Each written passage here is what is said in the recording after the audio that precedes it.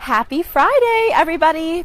It's Dr. Bridget Young from babyformulaexpert.com. I'm a doctor of perinatal nutrition and a certified lactation counselor and founder of babyformulaexpert.com. And it's happy hour. So every week for happy hour, I answer a topic or question or something that I've received from parents, usually related to infant formula or infant feeding.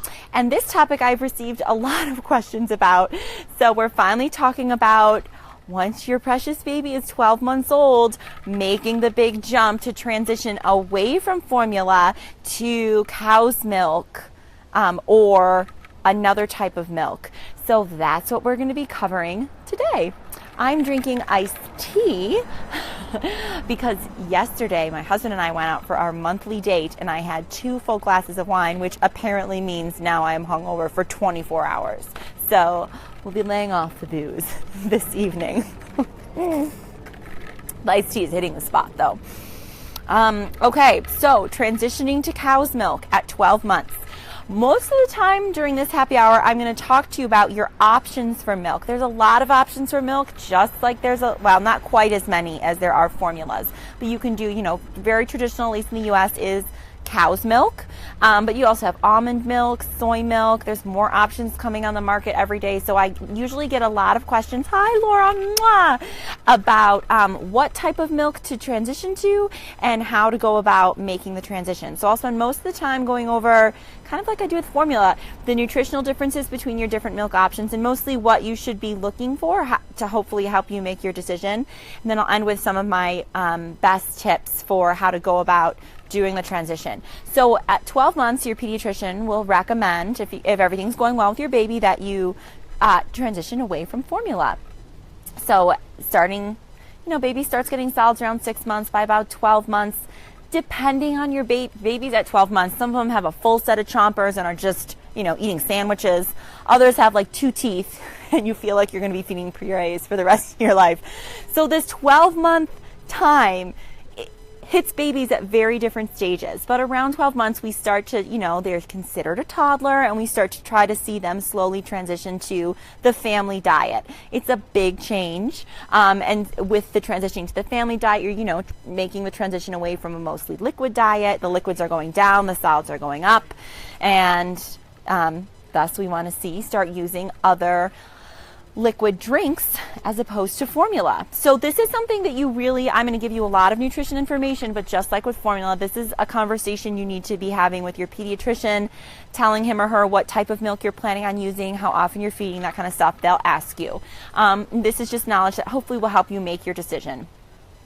So the idea when transitioning to milk is we are not replacing formula with milk. Like I said, the goal is to have the formula be going down, and then at 12 months, you have not very much formula and a lot of solids, and you're introducing milk as a beverage. So like I said, not a replacement for formula. At this point, we want to see babies starting to get the vast majority of their nutrition from food. And then the reason that most pediatricians and professionals recommend milk for children, whole milk, is because it's a very nutrient-dense food for this age group, and it's a liquid. So they're used to drinking a lot of liquid. Most babies love their formula, love their breast milk, and milk kind of is almost like a vitamin in that it gives us a nutrition insurance policy, sort of. It's a great source of fat, it's a great source of protein, and it's a great source of calcium, which is harder to get into kids in this age. Their bones are growing so quickly, they need a fair amount of calcium. So giving them milk kind of helps cover our bases if, God forbid you have a 12-month-old who's a little bit picky, like every 12-month-old ever. It's nice that if they're drinking milk, you're like, okay, well, at least they're getting a good amount of calories, protein, fat, and calcium from their milk. So that's why we really recommend milk. So the point for that is you don't need to feed milk, dairy, to have a healthy baby. You can get all of those nutrients from other places. So it is an option to use a different non-dairy milk. It's not harder. I guess it's kind of hard. It's really easy to feed a kid milk and, like I said, feel good that, okay, at least they're getting that good source of nutrition there. If you can get other foods that provide that nutrition into them via food or other liquids, then there's no need to use milk. It's not a necessity. It just makes things a little easier in an age group that we all know can be a little tricky to get to eat healthy and in the quantity that we feel they need. So that's what I want to bring up about milk. And so now go through whole milk, dairy, and then a couple of other options. So what others did I want to say? Yeah, you have lots of options, even within milk. You know, whole milk, grass-fed, pastured, organic, there's a lot of options, which is great, but it can be overwhelming. Okay, the last thing is choosing the type of milk to feed your toddler. It's going to be a very individual choice, just like formula. Some I've worked with families who are very anti, or they firmly believe that dairy is not a good fit for their family. And so there's options to keep your toddler healthy without feeding cow's milk. Absolutely. And if that's important to you, it's important to abide by those rules for your baby. The other thing that matters is your individual baby. And like I said, this is where you need to have the conversation with your pediatrician. If your baby's a rock star eater, with a lot of teeth and is doing really well on solids and is chunky, basically there's just less worry. They can go a day without getting a lot of calories because they'll probably make up for it the next day. Babies who are on the smaller side or who are having trouble gaining weight, those are the babies that you just worry a little bit about more. You hate to say that, but it's true. And so you become a little more concerned. You don't want them to go a long distance of days without getting a lot of calories. Naturally, toddlers go up and down. They're going to have days where you feel like, how are they alive? They're not eating anything. And then they'll go through a week where they'll make up for it. But so that type, and your baby's temperament, are they really picky so they don't eat very much, and thus you're a little more concerned that the liquids they are drinking are also providing calories and fat? Those kinds of things all come into play. And that will inform your decision and help inform your gut instinct too. So I always just say, you're the parents, trust your gut. This is just information to help give your gut a little more knowledge. Okay, so let's start with whole milk, whole cow's milk, which is the vast standard. So this is what we're looking at in milk. Let me back up for a second. This is what you're looking at in milk. I'm going to use dairy milk as our reference and how we want to compare other milks to dairy milk, since it'd be nice if we were able to replicate that nutrient density. So we're going to look at all three macronutrients, the fat, the protein, and the carbohydrate. And for each of those, you want to know A, the amount, how much is it providing, and B, the source. What is the source of fat, protein, and carbohydrate? And then that will help inform your decision and inform how you feed it to your baby. So let's just get started, and I think hopefully that'll make a little more sense as I go through. Much better. Okay, so whole milk, I absolutely recommend, I'm sure your pediatrician will too, that when transitioning at 1 year or around that time to cow's milk, that you do provide whole milk. Yes, it has a lot of fat, and babies love fat. Think about when they're formula or breastfed, 50% of their calories come from fat. And if you think about you and me, like a standard diet, it's much, much lower. Anywhere between like 35 is kind of a higher fat diet in the average American. So they're making this transition to a much lower fat than an exclusively formula fed diet. So it's nice for them to have really healthy sources of fat in their diet, and whole milk provides a lot of fat. Which I actually really love. So it provides a good amount of fat. So in servings, in a cup, it's 8 grams of fat. And that's a lot of saturated fat, which used to scare people. It doesn't scare me at all. There's a lot of saturated fat in breast milk and cholesterol. And so babies are very capable of handling and processing, and they're used to digesting that kind of fat. So I'm all for it. Roughly 11 grams of, it's on the label as sugar for milk.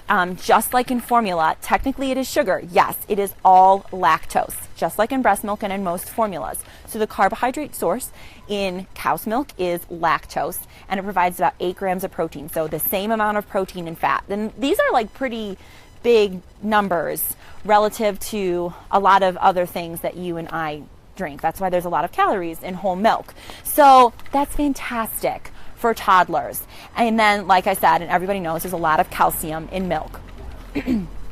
So that's kind of the bar that we're set. So formula has a lot of other things in it because babies are only drinking formula. It has to provide 100% of their nutrition. Whole milk is not sufficient to sustain human life. but your 12-month-old is eating food. And again, we're trying to transition to the most of their nutrients coming from food. The milk is sort of just covering our bases for those off days, basically. So you have a lot of other options. I'm going to be talking about almond milk, soy milk, and, hi Lizzie, it's kind of new on the market. It's one of my new favorite alternatives called Ripple Milk, which is a pea protein based milk. I've never heard of such a thing. I honestly can't even believe I'm talking about it, but I do really like it as a product. So I'll incorporate that as well. I'm going to put this down. My kids are playing in the second yard with my husband, so I'm feeling very glamorous. Might just talk for a long time to have a moment to myself. Okay, so let's start with soy milk because everybody's pretty familiar with soy. And it's been on the market for a long time. So I just pulled the ingredients from Silk because it's a big name brand, and I'll talk about their original and then their unsweetened vanilla. So here's what you need to know about soy milk. Let's hit all three macronutrients. So the first, fat. So compared to 8 grams of fat in whole milk, you have around 4 to 5 grams of fat in soy milk. I had no idea that soybeans have fat in them. I'm a nutritionist. This kind of blows my mind. But there's no other source of fat in the milk, so it must be coming from the soybeans. Who knew? That's great. But I'm actually really happy that it does have some amount of fat in it. A lot of alternative milks, non-dairy milks, have no or very little fat. So it's nice that there's a small amount of fat, and it's about half as much as whole milk. The protein is exactly the same, 8 grams. Which is fantastic. So that's how much. And then now let's talk about the source. So the source of protein in soy milk is obviously soy protein. So this is the great news about soy protein is that it is a complete protein, meaning it provides all of the essential amino acids, which are the building blocks to protein that you need to get from your diet. Dairy milk does as well. In formula, this is a huge deal. You really need to provide baby the essential amino acids they need. In milk, it's really nice because it's almost like the milk is a complete meal in and of itself. But again, baby's getting other food, so it's not as critical that their milk provide a complete protein, but it is a bonus in my opinion. Again, especially if you're hearing this and you know your baby is pretty picky, has days where, they only eat white bread with no other protein, then having a complete protein may be more important to your family. So soy is a complete protein. And then the carbohydrate is roughly, the amount is roughly the same as cow's milk, which is around 8 to 9 grams, but the source is different. So in cow's milk, it's lactose. In soy milk, and basically in all these other milks I'll talk about, it's sugar, or you may see it on label as sucrose. So this is like table sugar, which is also in some formulas as well. This is the point I want to make about sugar. So it's easy, and you'll see this in advertising. So Ripple Milk does it. They'll advertise, oh, we have half the sugar of milk, or only as much sugar as milk, but it's a different type of sugar. So sugar, like, you put in your coffee, is very sweet. That's why we love it. And lactose, while it is the same grams, it is not nearly as sweet. So what I'm going to say next is not research-based. This is just my opinion. But these milks, if you have something and you put 8 grams of lactose in one cup and 8 grams of sucrose or sugar in another cup, the one with the sugar in it is going to taste much, much sweeter. And I like to be very careful, especially with this age group, to not give them a lot of really sweet foods because they're going to love it, and then they're just going to want more of that. And this is a really critical time when you're introducing new foods, you're trying to increase the variety of their diet, they're not eating any of it. It's really hard to get a 1-year-old to eat broccoli. It's really hard to get a 1-year-old to eat broccoli if 6 times a day they're drinking this very, very sweet drink, which is going to make bitter, healthy vegetables almost taste even worse. So that's a little bit of my concern with just matching gram to gram carbohydrates, lactose to sucrose. So just keep that in mind. So and do we hit everything? Oh, yeah. And then the calcium is, I always laugh about this too. There's actually more calcium in soy milk and almond milk than in dairy milk, and you'll see it on the label. It makes me laugh every time in the store. They're like, oh, we have 35% more calcium in soy milk than in dairy milk. but there's no natural calcium in soy, so they literally just kind of like if you had a shaker of calcium, they just, add it to the milk. So like, of course there's more. You calculated exactly how much more to put in. Like you could just say we have 100% more if you just added more. Like just,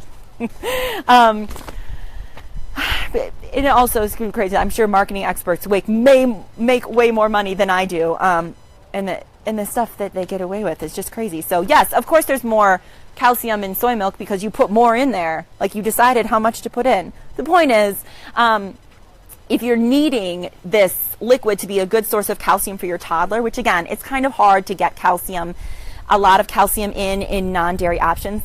That's why they do it, and that's great. So it's wonderful. A leaf just hit me. So it's wonderful that they have the appropriate amount of calcium. So I just wanted to do a comparison because I've actually had friends or have done this with my kids with almond milk. So if the original soy milk it's not that much carbohydrate, just 8 or 9 grams, but is very sweet, you have an option to do unsweetened. But I'm providing the unsweetened vanilla flavor, so this is just personal preference. Just the plain unsweetened does not taste very good to me. Actually, I don't know if I've ever tried soy. At least the almond is very salty. It's not very appealing or palatable. And if I don't want to drink it, I can't imagine a 12-month-old is going to want to drink it, especially when you're trying to wean them off of formula, which is naturally very fatty and creamy in the mouth and tastes pretty sweet. So the unsweetened vanilla, they just add vanilla to it and it adds just a little bit of flavor profile. So in my mind, it's a little more palatable. That's the only difference between soy milk and then unsweetened vanilla soy milk. There's actually in soy milk vanilla in the original as well. So the only difference is there's no sugar added. Is there no sugar or just way less? I'm sorry. There's just way less sugar in the unsweetened. And so you can do a couple things. If you want to use soy milk and you don't want it to be so sweet, you can just get the unsweetened and add a little bit of sugar at home. You need to check with your doctor about this, but like that's how they sweeten it. They just add sugar in the manufacturer. So going through a calculation of how much to add, you can mix them half and half. I've done that for myself. When the sweet is just too sweet for me, even I don't want to drink it. So I'll buy 2 containers and mix them, which is a great option. And then here's the thing about soy milk where I actually usually don't recommend for kids that you mix, at least if you're doing the Silk brand, which is pretty universally available. And that's because as far as I have seen or on their website or in my own store, Silk soy milk is not organic. They have an organic option for the unsweetened, which is great, but I don't want you to mix organic with not organic. It defeats the whole purpose of buying the organic. So if you want organic and you want it to be less sweet but still sweet enough that your baby is going to be interested in it, then I would recommend, again, clear it with your doctor, buy the organic and just add a little bit of sugar at home. Once they're a year old, they can also have honey, so you could play around with honey or maple syrup or other sweeteners. Don't do artificial sweeteners, but those are options as well. Again, check with your doctor. The last thing we have to talk about with soy is, in general, if you're not going to do a dairy option, so if you don't want to do dairy milk for your infant, your toddler, soy is not my first choice. And mostly because usually when they're transitioning, they end up drinking a lot, and we just don't have a lot of really good long-term research, just like in formula. So it's the same potential concern that if you're very conservative, there's a lot of phytoestrogens in soy, and so if your baby is consuming a lot, especially per weight, I mean they're small and they kind of drink a large volume, we don't know what that means long-term. The other concern is tied to the organic, that almost all soy in the U.S. is genetically modified. And there's no research to suggest that that's going to harm your baby, but there's no research. It's just a gray area.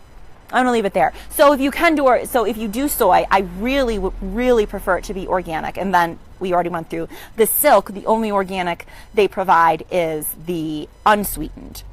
And so mixing isn't really an option if you want to commit to the organic.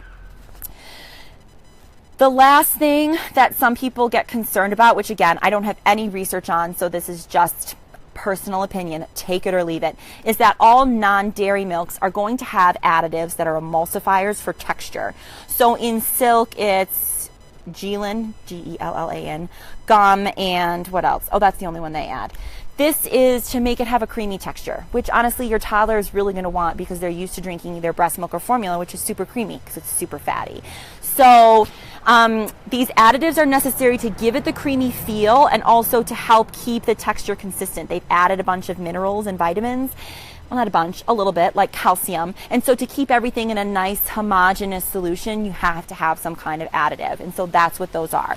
So again, if your baby ends up drinking a large volume of this, it's just something to be aware of. Or if you give it to them and they like, something that I have seen is they do really well on one version of soy or almond milk, and then you're out of town, you can't find that brand, so you get a different one and it really upsets them. Check, it might be a different emulsifier, and for some reason your baby just is not set well with the new gum that's in the other brand. So that's something to keep in mind if you're doing a non-dairy milk. You have these emulsifiers as part of the ingredients. I'm not saying they're bad, it's just something to be aware of. So you're totally overwhelmed. That was soy milk. Let's hit almond milk, which is going to be a lot of the same points, and then I'll end with ripple milk, which is newish. So almond milk is very similar to soy milk in that it's non-dairy based. They just do, and almond milk is basically, I've never made it myself, but you basically let water sit with almonds for a long time. That's technically almond milk. And then they add calcium and a couple other minerals, just like they do for soy milk, and sugar for a carbohydrate. So almond milk, let's hit fat, protein, and carbohydrate. Fat, very minimal. This is Almond Breeze is the nutrients that I pulled, and because they're pretty universal across the states as far as I know. So only 60 versus 150, 60 calories per serving versus 150 in whole milk. So thus you can guess it's pretty low fat, 2.5 grams compared to 8 in dairy. And that fat is coming from almonds. Almonds are a great source of healthy fat. So it's a great source of fat, just a little lower amount than I would hope. And again, your baby doesn't need to be getting fat from their drink if they're getting enough fat in their diet. So that's going to be individual per baby as to how they're doing with their food, basically. Protein, very, very low, 1 gram versus 8 in cow's milk. And again, that's going to be coming from the nuts. So it's not a fully complete protein. It's not even worth talking about because it's not that much protein. Like your baby, this is not a good source of protein for them. They need to be getting sufficient protein from their diet, which the rest of us do, and babies and toddlers totally can too. So it's just something to keep in mind. And then the carbohydrate is going to be really, the conversation is going to be almost identical to the one we just had for soy milk. So I'll try to keep it quick. And that's the carbohydrate is sugar, so sucrose. And there's the exact same amount, 8 grams in the almond milk, which is the same as in cow's milk, but it's sugar versus lactose. So the almond milk in the original is going to taste much, much sweeter. And again, personal opinion, not research-based. That makes me a little nervous with introducing other foods, defining their palate. I mean, this just seems like it's a way to breed a child with a sweet tooth because if you're feeding milk several times a day, they're getting this kind of continual influx of a very sweet consistency. So the same exact conversation I can have with they offer an unsweetened version. I have tried it. It is pretty nasty. That's terrible. Nasty is a real stretch. It's pretty salty and not ideal. I would never be like, I'd love some unsweetened almond milk right now, ever. They do have unsweetened vanilla, just like the soy, which does make a big difference, I think, having a little bit of that vanilla flavor. And so actually when my children have, I don't know, if they're having to, let's just get real, if they're having diarrhea or vomiting or some kind of like severe GI issue, I usually don't give them cow's milk because that's a lot of protein that can be hard to digest if you're ill. And so we will do almond milk for a couple days, and I will mix unsweetened with sweetened because they will not drink the unsweetened. They won't. Vaughn will spit it right back out and Petey won't touch it. And if I mix the two, then it's palatable enough. So that's kind of that's the balance we've struck in our family in order to get something into them with a little bit of calcium and also not have it be addicting like a dessert. So I'm going to end our discussion of milks by talking about the new milk that I use now. So when my kids are having severe GI issues, and so we're off dairy for we're taking a temporary respite from cow's milk, I now buy Ripple Milk, which is a new milk on the market. Again, I'm not newish, and it's pea protein based. But there's a couple of sort of bigger differences with how they've taken the approach. It's like a manufactured milk in all these, and that it's completely dairy free, and it's pea protein based, and then they just add a bunch of stuff to make it similar to milk. So let's see, I've got the ingredients here. So it's pea protein. Let's just keep this consistent. Do fat, protein, carbohydrate. So fat, it has 5 grams of fat in 1 cup, which is a little less than the 8 grams in milk, but it's way more than almond milk, which I previously was using for my children when they were having GI issues. My kids are those kids that are on the smaller side. Vaughn is a rock star eater. Petey is not. God bless him. It is my continual effort to get that kid to eat.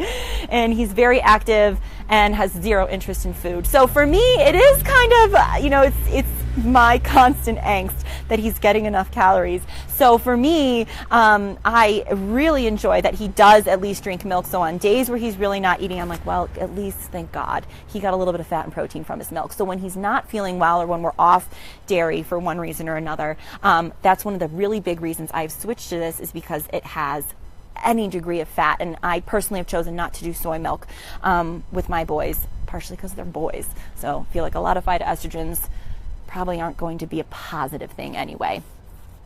The fat in Ripple Milk comes from sunflower oil, which is a really common oil you see in formula. So it's not this balanced fat, it's just one oil, but they're eating food, so they're getting a lot of other fat, especially in my house.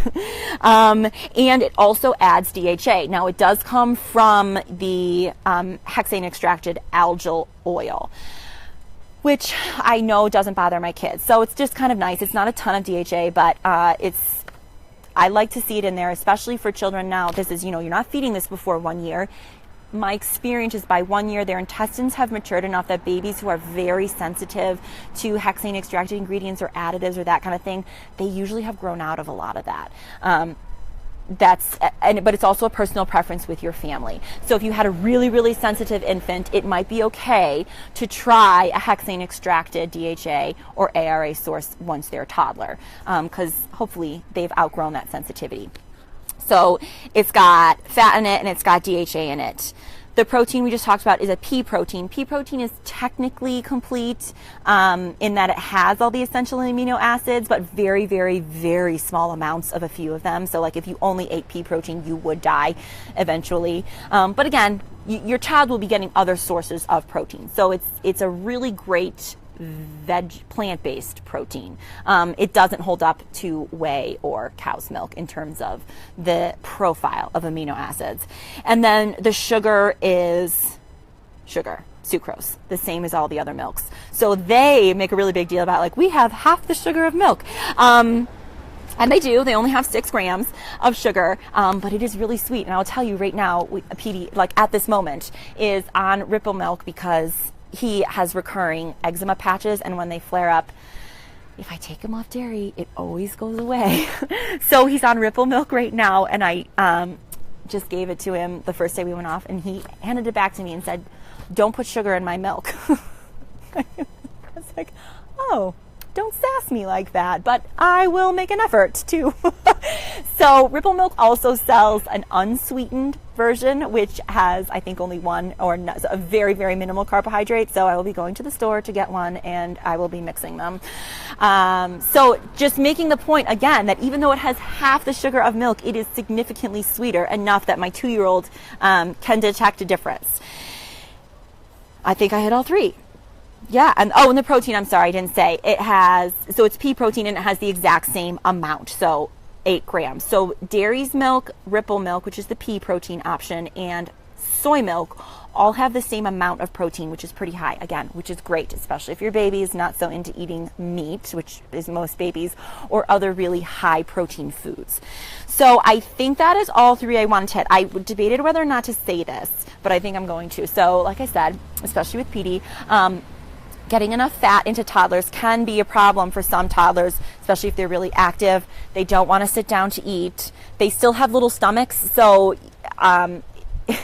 It's nice to try to get very calorically dense things in, because I'm sure you've experienced this. They can fill up on watermelon pretty quickly, and then they've eaten like 30 calories. So sometimes we have to be a little strategic. I'm going to tell you I do this. You have to check with your doctor. Don't just take my word for it, but maybe I'll put online with a big disclaimer the calculation that I did for this. I actually, when I go and buy Ripple Milk, I buy organic whipping cream, which is just the cream. So there really is very minimal protein, cow's milk protein in it. And I do the dilution to bring up the fat concentration to the same as cow's milk. And this also adds a little bit of creaminess to it, and it dilutes out the sugar just a little bit. So I do this like hippie homemade nerd blend where I add a little bit of dairy milk back into the Ripple Milk, so that he's still not getting a lot of dairy protein, but he's still getting nice dairy fat. Again, on days that he seems like not eating anything and at least drinking milk. So that's something that you can do if you check with your doctor and you trust your math skills and you know how to do dilution calculations. I will put some online if that would help people. Okay, so I think that's everything I wanted to cover with your options. There's a lot of other options. There's hemp, there's all these things. But what I wanted to do is give you an example of how to judge it for yourself. Have an idea of what you're looking for your baby, a source of calcium, which will be pretty universal. How important is it that their liquid provide a lot of protein and calories and fat? And then look at how much protein and fat and carbohydrate it's providing, and what are the sources. So is the protein complete, if that's important to you? What type of fat is it? Babies are pretty universal at, or they're pretty able to digest a lot of different types of fats. And then the carbohydrate, how much, and again, what type, which is really going to impact the sweetness factor, which actually probably is pretty important at this age as you're trying to instill healthy, diversified diet in your toddler, which is like the most impossible task, but we all try. All right, so I'm going to end with just a few tips, short tips about how to actually transition to milk, because I've talked a lot about changing formulas, and I take the exact same approach. So I transition to milk, and I recommend parents transition to milk the same way you would switch a formula, which is slow and easy. You want to do slow and easy for two reasons, just like with formula. This is potentially, a lot of toddlers really like their milk, so this is potentially switching over to a really big change in protein and fat intake, and so we want to do that slowly. Like, you wouldn't go from eating steak every day to just eating tofu every day. You'd probably get diarrhea, so you don't want that to happen to your toddler either. So I've got a whole other happy hour. I sell an ebook about my method of switching formulas slowly, but basically start off, I would say when you buy your last can of formula, start the switch then. So you have you're going to stretch this out over a whole can of formula. So once they're a year old, and then start maybe with day one, you just do 1 ounce of cow's milk or whatever milk you have chosen, mixed into the normal size bottle in just one bottle. See how it goes. Hopefully they don't notice and everything is fine. The next day, maybe you do 1 ounce in every bottle cow's milk. And then if that's fine, 24 hours after that, you do 1.5 ounces. And so you're slowly working your way up to 100% cow's milk or whatever milk. I prefer that you do this in everything they drink. So at one, hopefully they're having probably a couple bottles, maybe only 1 or 2, but they're also drinking from a cup. I like having the same dilution going on in the cup as well, so they don't begin to associate, I don't want to drink from a cup because I know I have formula in the bottle, or vice versa. You want this to happen slowly and gradually. The other reason you want to do it slowly, aside, like the biggest one is digestive, you don't want them to have a bad reaction, but you're potentially instituting a big flavor change. If you've been on a partially hydrolyzed formula or a formula that has corn sugar in it, those are very distinct flavor profiles that you're moving away from. So if you do it cold turkey, your baby may reject the milk.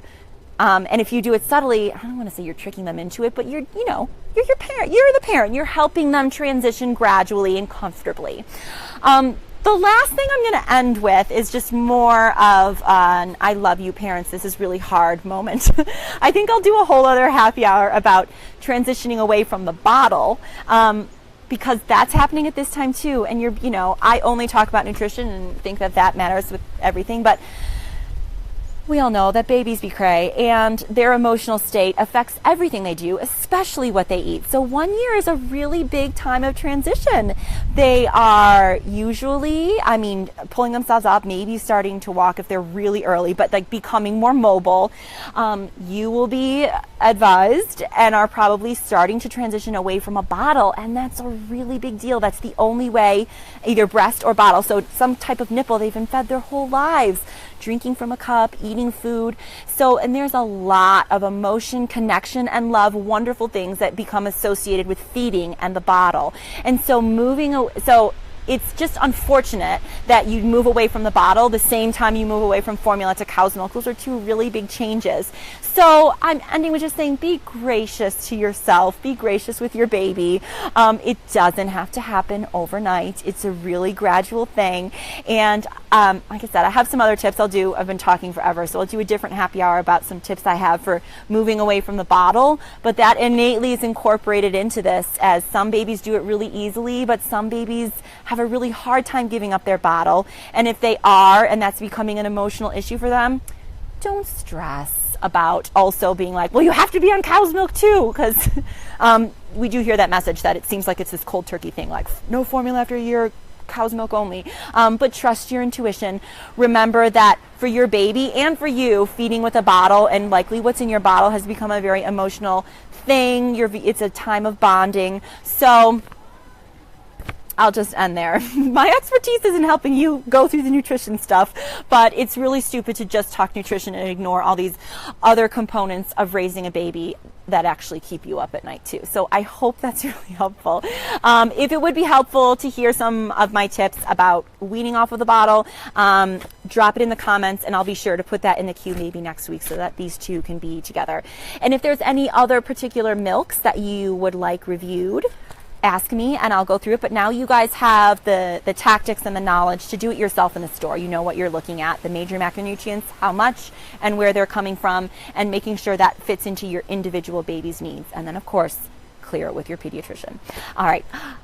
Thanks so much for watching. I will see you guys next week. And in the meantime, if you would like to speak with me about your individual baby situation, or you have a particularly specific question for your family, you can click the Book Now tab right on Facebook and it will take you to my calendar and you can book a time to talk to me. And I can't wait to hear from you. All right. Mwah! I'll see you guys next week. Bye.